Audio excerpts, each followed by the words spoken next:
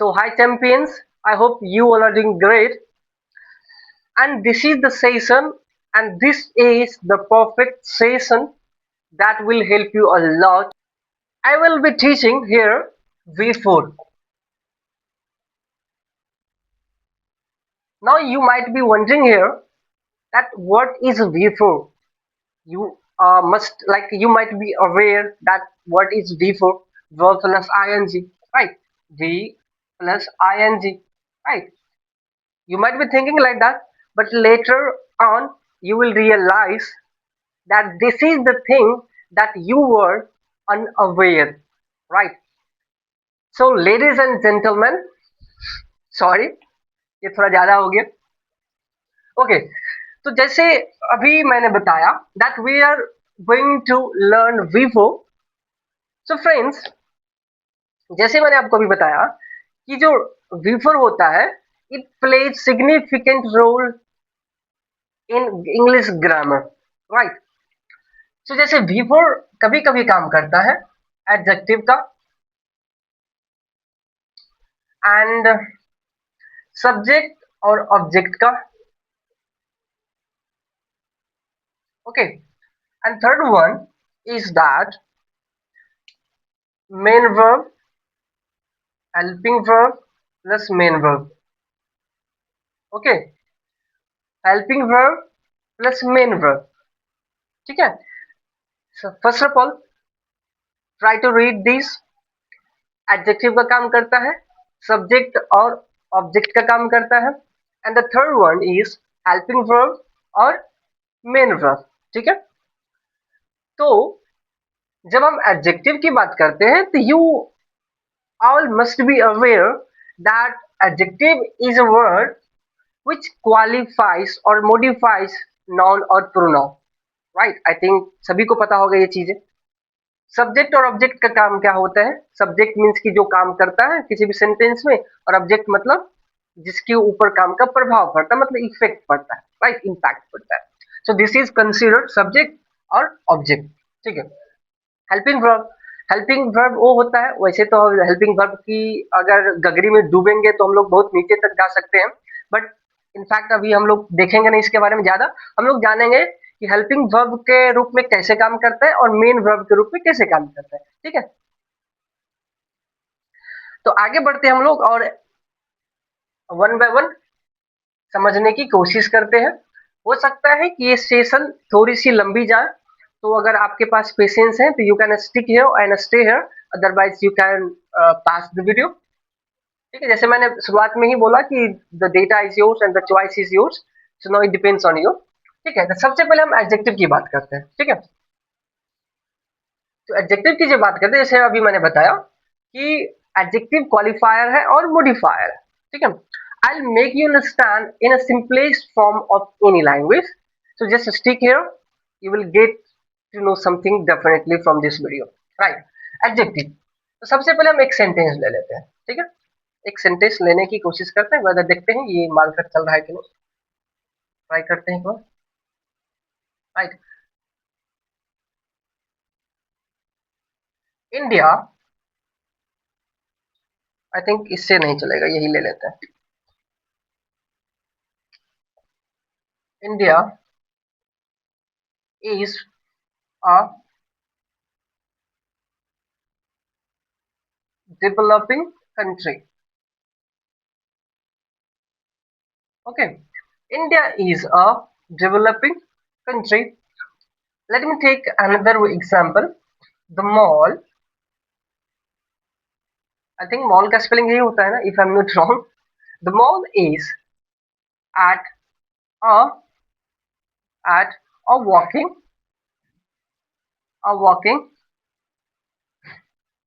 distance.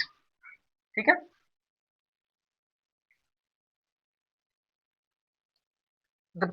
एक और ले लेते हैं. The crying baby finally fell asleep. ध्यान रहे कि अभी हम लोग एडजेक्टिव के रूप में ले रहे हैं V4 को. ठीक है. और later on I will categorise at last of this video. ठीक है, तो जैसे मैंने बताया, India is a developing country, the mall is at a walking distance, the crying baby finally fell asleep। ठीक है, तो जैसे मैंने बताया कि एडजेक्टिव का जो काम होता है मॉडिफायर होता है। ठीक है, मतलब वो किसी भी नाउन या प्रोनाउन को क्वालिफाई करते हैं। तो आपको यहाँ पे क्लियरली समझ में आ रहा होगा कि that developing is a word here that is modifying country. किस तरह का देश, मतलब प्रगतिशील, है ना। Means it is under development, मतलब अभी विकास जारी है ना, प्रगतिशील पर। तो इंडिया,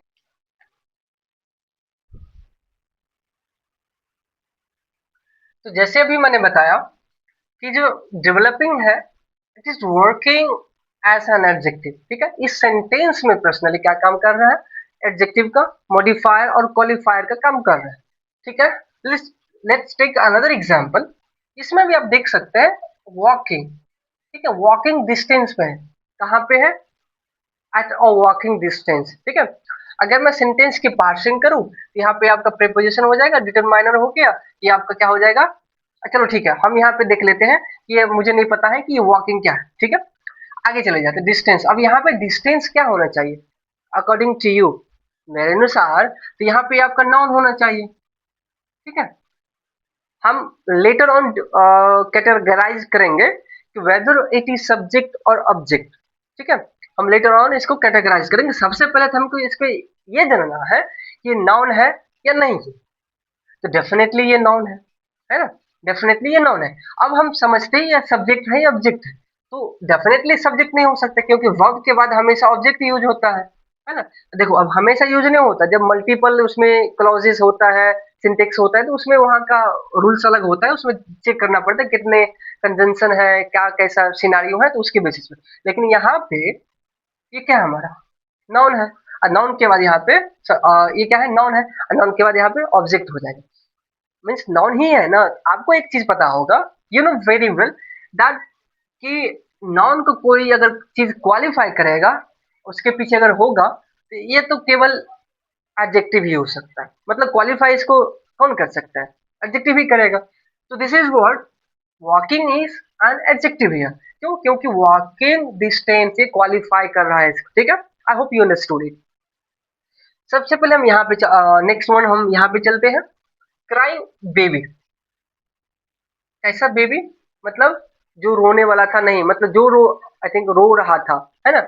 वो क्या हो गया, फाइनली फेल asleep। इस पार्ट को हम बाकी बाद, सॉरी इस पार्ट को नहीं, इतने को हम बाद में रखते हैं, पहले इसकी बात करते हैं। क्राइंग बेबी किस तरह का बेबी, मैं किसी सिचुएशन की बात कर रहा हूँ, कंडीशन की बात कर रहा हूँ। तो crying baby at the time we are talking about, ठीक है, उस टाइम वो बच्चे रो रहे थे, है ना। तो रो रहे थे, तो यहाँ पे क्या है, ये यहाँ पे एडजेक्टिव का काम कर रहा है। I hope you understood it, you can use it. और मुझे इतना तो डैम श्योर है that you have used multiple sentences in your life, and still you all must be using, right? तो अगर you must be using, तो ये सब अगर पता नहीं था, तो अब तो ये पता चल ही गया। तो आगे बढ़ते हैं हम लोग अब। ठीक है, आगे क्या बढ़ते हैं, जैसे ये जो पार्ट था हमारा, ये एडजेक्टिव वाला पार्ट था। किसका पार्ट था, एडजेक्टिव वाला पार्ट था। तो अभी तो ट्विस्ट बाकी है। ठीक है, तो आगे बढ़ते हैं थोड़ा सा हम लोग इसी वीडियो में, और हम नेक्स्ट पार्ट की बात करते हैं। आई थिंक यहाँ पे इरेज करने के लिए कुछ लेना पड़ेगा क्या, हो जाएगा हाथ से काम, चलो ठीक है।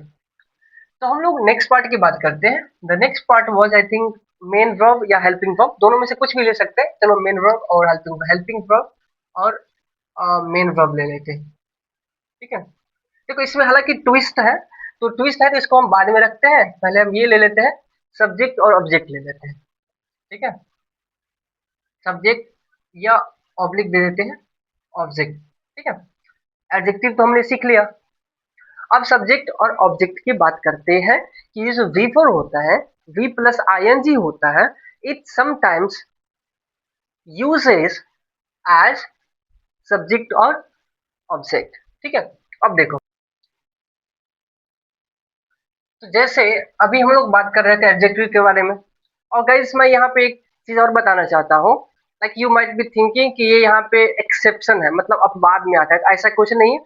There are thousands of examples, right, there are thousands of sentences. और अगर आप इंग्लिश सीख रहे हैं, पढ़ रहे हैं, तो आपको ये पता ही होगा कि आपने भी यूज किया, आपने भी यूज किया होगा कई बार, है ना। चलो ठीक है, हम लोग आगे बढ़ते हैं, सब्जेक्ट और ऑब्जेक्ट की बात करते हैं। ठीक है, अब सब्जेक्ट या ऑब्जेक्ट की बात करते हैं।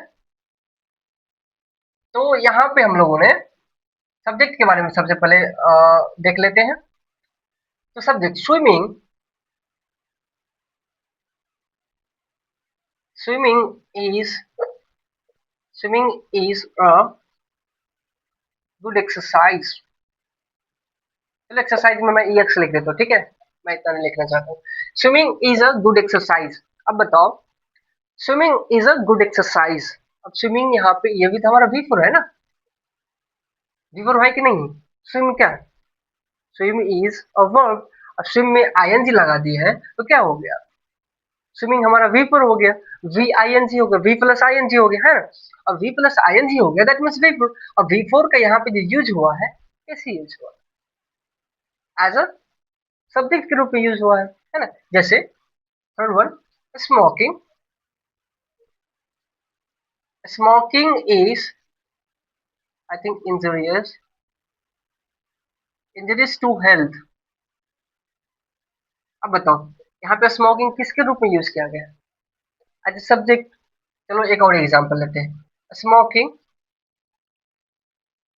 Smoking causes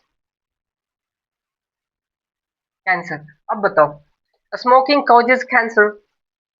now tell me, ये जो सब्जेक्ट और ऑब्जेक्ट है, या फिट बैठ रहा है कि नहीं बैठ रहा है, मतलब ये जो V4 है सब्जेक्ट के रूप में, यहाँ पे फिट बैठ रहा है कि नहीं बैठ रहा है, राइट। चलो ठीक है, अब थोड़ा सा हम लोग आगे बढ़ते हैं और मेन वर्ब और हेल्पिंग वर्ब की बात करते हैं इसी में, ठीक है। तो मुझे उम्मीद है कि ये आपको समझ में आ गया होगा। तो हम लोग इस वीडियो के लास्ट प्रॉब में, लास्ट प्रॉब पे चलते, प्रॉब ही बोला जाता है ना आई थिंक, या लास्ट स्टेज पे चलते हैं, and which is that stage, main verb and helping verb. ठीक है, अब हम लोग जब हम VING को हेल्पिंग वर्ब और मेन वर्ब के रूप में कैसे यूज करते हैं, सॉरी आई थिंक यहाँ पे हेल्पिंग वर्ब मेन वर्ब मैंने लिखा था ना। No no no, helping verb और मेन वर्ब के रूप में यूज नहीं करते हैं, केवल इसको हम मेन वर्ब के रूप में यूज करते हैं, ठीक है। हेल्पिंग वर्ब के रूप में इसको यूज नहीं करते, सॉरी, इसमें bad I think flow flow में बोल दिया होगा, ठीक है। मेन वर्ब के रूप में ही इसको यूज किया जाता है, लेकिन जब अगर आपको कोई बोले ना, जैसे देखो, ही इज, मैं एक एग्जांपल के थ्रू आपको समझाने की कोशिश कर, he is making excuse, he is making excuses. अब यहाँ पे excuses, he is making excuses. अब यहाँ पे जैसे मैंने बोला था कि V4 एक तो एडजेक्टिव की बात किया था हमने, एक मैंने सब्जेक्ट की बात किया, सब्जेक्ट ऑब्जेक्ट की बात किया था, है ना। Another word is main verb, means verb के बारे में। तो वर्ब यहाँ पे, वर्ब अगर मैं मेकिंग को हटा करके यहाँ पे बगल में लिख दूं, तो क्या ये हमारा वर्ब है। सो जेंटलमैन, आप यहाँ पे डिसाइड कर सकते हैं कि मेकिंग हमारा कैसे वर्ब हो गया। ऐसा बात मैं आपको ये इसी के बारे में बताने जा रहा हूँ कि जो आपको पहले से अगर पता होगा तो दैट इज बेटर, बट मुझे नहीं लगता किसी ने आपको बताया होगा, ठीक है। कभी भी अगर V4 यूज होता है, तो that can not be use without a helping verb, ठीक है। कभी भी अगर मेन वर्ब के रूप में अगर हम V4 को यूज करते हैं, तो it can not be use lawn, मतलब कि जब तक इसके साथ हम हेल्पिंग वर्ब को यूज नहीं करेंगे, ये हमारा मेन वर्ब होगा ही नहीं। अब चलो ठीक है, नाउ टेल मी, ही मेकिंग एक्सक्यूजेस। जब आपको ये पता होगा या आपके टीचर या किसी ने आपको बताया होगा, like from wherever you got the information and enlightenment, ठीक है। तो जैसे आपको बताओ, ये मेकिंग यहाँ पे क्या है, what I'm asking you, just try to answer me, try to understand carefully कि what I'm asking you making, ठीक है। जैसे यहाँ पे हेल्पिंग वर्ब था, हेल्पिंग वर्ब को मैंने यहाँ से इरेज कर दिया। नाउ टेल मी, ये जो मेकिंग है ये किस तरह का ग्रामर है and what is the parts of speech of this making here. जैसे मैंने ऑलरेडी यहाँ पे सब्जेक्ट और एडजेक्टिव के बारे में बात कर लिया, तो यहाँ पे एडजेक्टिव के बारे में यहाँ पे नहीं बात करेंगे, है ना। अभी मैं यहाँ पे बात कर रहा हूँ मेन वर्ब के बारे में। तो क्या हम इसको मेन वर्ब बोल सकते हैं? Never, we can never say that it is a main verb. कभी भी आपसे ये पूछा जाए कि वी फोर को हम मेन वर्ब के रूप में यूज करते हैं, तो यू सिंपली कैन डिनाई कि जब कभी भी अगर मेन वर्ब हम यूज करेंगे, इसके साथ हमको helping verb plus main verb, sorry helping verb plus V four, उसके बाद होगा main verb. I getting it? मेरे कहने का मतलब ये है कि अगर आपसे कोई बोल रहा है कि जो ये V4 है, V4 is main verb, then you can simply deny, no brother and sister, it is not like that, है ना। ये क्या है हमारा, जब तक हम हेल्पिंग वर्ब की इसके हेल्पिंग वर्ब को इसके पीछे न लगाएंगे, है ना, तब तक ये हमारा क्या होगा, हेल्पिंग मेन वर्ब नहीं हो सकता। तो that was the twist. And मुझे पता है कि आप लोगों में से कई को नहीं पता होगा और कईयों ने इसके बारे में पढ़ा होगा। तो अगर आपने पढ़ा होगा तो सही, ठीक है, that's good for you. But अगर आपने नहीं पढ़ा था, just now tell me in the comment section that did you understand or like were you aware regarding this concept or not. Okay, so like this was the session. I hope you understood the complete concept of this video, like the purpose of this video. And if you liked it, then you can like and share and subscribe. And thank you so much for watching the complete session, and hope see you soon in the next video and next session. Okay, bye, tada.